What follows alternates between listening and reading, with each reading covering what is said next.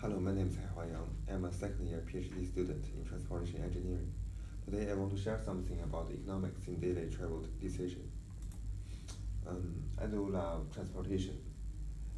The reason is the transportation is very important in our life. In China, we see the clothing, food, housing, and transportation are the four necessary things in people's life. People do transportation every day. We need to go to work or go to school from home, and we need to go for lunch or go for dinner, and we need also go back to the home. And in all these parts, we need to make a decision, like where to go or how to go.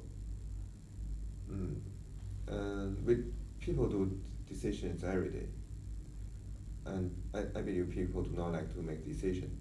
We need, for example, we need to decide which city to live, what school should we go, or what should we have for dinner. It will cost lots of time and energy to think over it. But it's not because we are too stupid that we don't know what to eat. It's because we want to find the best solution or the best thing with the most benefits. Actually, it's an economic issue. So here's a thing called transportation economics. It's also one important part in our transportation area. We do a lot of research about transportation economics, and more is about transportation. It's more about human behaviors. So let's see, when we choose the mode of transportation, what are we thinking in mind? It's all about travel decisions. The traffic modes means like we go one place by walk or by bicycle. We go to another place with bus or with taxi, or we go to another city with airplane or high-speed railway. And here is what we decide during this travel decision.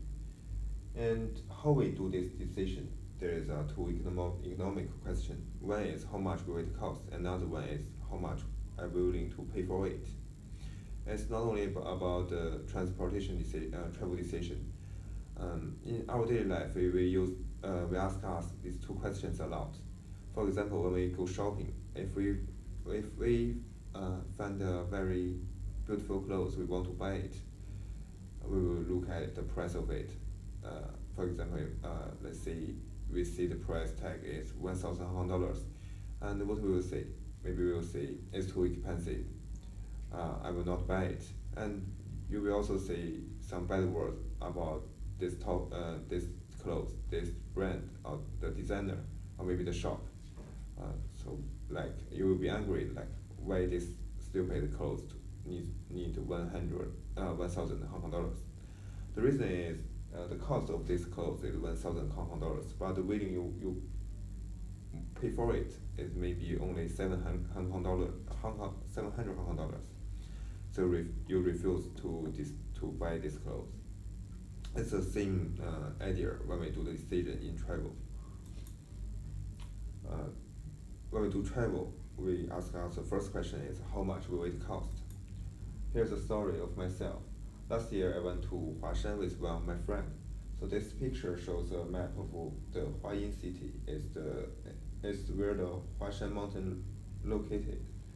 After we walking down the mountain, we need to travel from the square to the railway station by ourselves. As we do not familiar with the city of Huayin, we need to know how should we go there. So at first we search on the internet to see this map and what kind of travel mode could we take. So we find we can take a taxi. It will take us 10 minutes and 10 yuan from the square to the railway station, or we can take a bus. The bus will take us 40 minutes and it will cost us 1 yuan to go there. And also maybe we can walk there. We can walk there in 1 hour, but as we are too tired after the whole day travel, we will not take that mode. So finally, we choose to take the bus to go to the railway station. And one more thing in this story is there are some unlicensed cab in the square, and they kept yelling to us and other travelers like, do not wait for the bus. Uh, the bus will not come in half an hour. You are wasting your time. And there is a passerby next to me. He shot back to the driver. He said, "It's okay. I'm a student. I have plenty of time." Um, so in this story, there's some. This story is very common in our daily life, but the concept beside in this story is our transportation economic issue. Let's see. What my friend and I did is we want to calculate how much will it cost. In these pictures is the data we collected from the internet. This is the overall vehicle travel time and in-vehicle travel time and the travel cost of each mode. And the formula to calculate the total cost is beta over auto vehicle travel time times auto vehicle travel time plus beta in-vehicle travel time times in-vehicle travel time plus beta travel cost times travel cost. The beta here is the sensitive of each mode of the time and the cost. It means if you spend 1 minute, what will you feel? Or spend 1 yuan, what will you feel? And if you ask me what will it cost, it's like I'm coding in my mind. So I redo the code for this question and based on this story. Here is the formula, and here's the beta in-vehicle time, beta out-vehicle time, and all other things. And like this comic picture, I need to think for like 10 minutes, and then I can get the answer of this calculation. And how much am I willing to pay for it? How could we know? There's a simple example.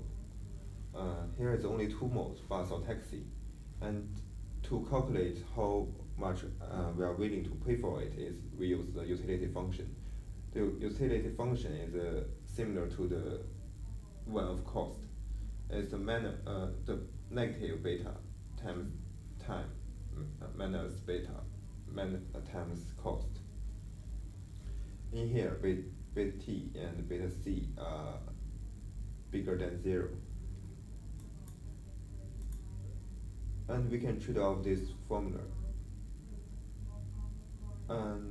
If the utility one is the utility of the car, and the utility of the bus, and the utility two is the utility of the taxi. So if let's say the C2 is bigger than C1, the T1 is bigger than T2, and we will choose the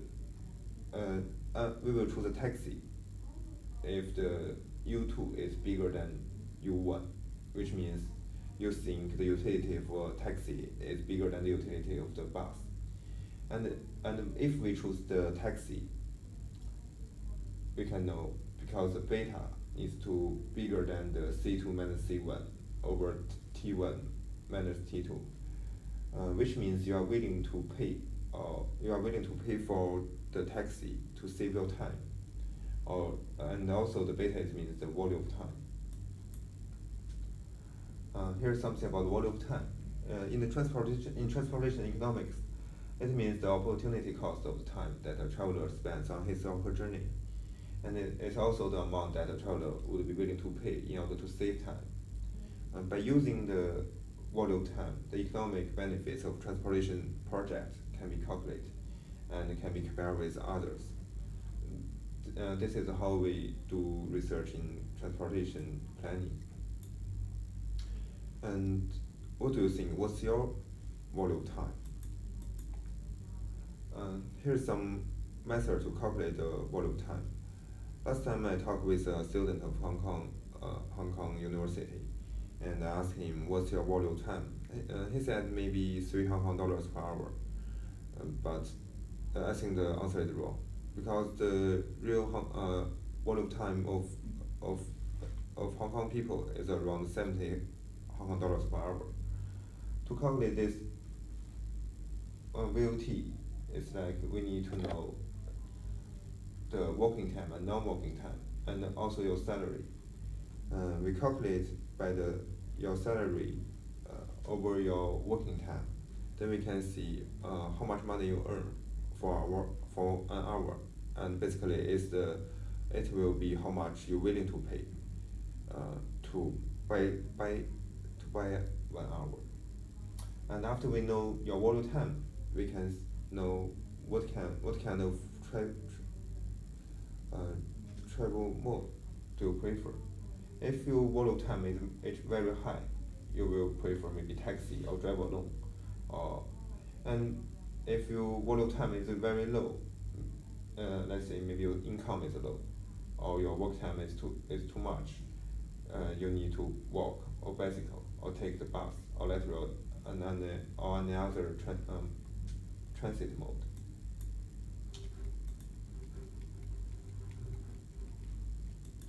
And this picture shows the walk time in United Kingdom of 2012.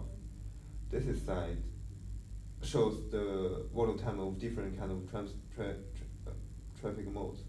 For car drivers, their walk time is 26 per hour, and for car passengers, it's like 19 per hour, and for the bus passengers, it's 20 per hour, and rail passengers, 36 per hour. Let's go back to the story that the passerby near to me, he said to the driver that I'm a student, I have plenty of time. Actually, what did he mean is he is a student, so his walk time is really low. He don't mind to spend maybe half an hour to wait for a bus because he want to save the money, because he have plenty of time. So this is what he thought in his mind, but what he said is, I have plenty of time. Okay. So that's all for what I want to share today. Thanks for your attention.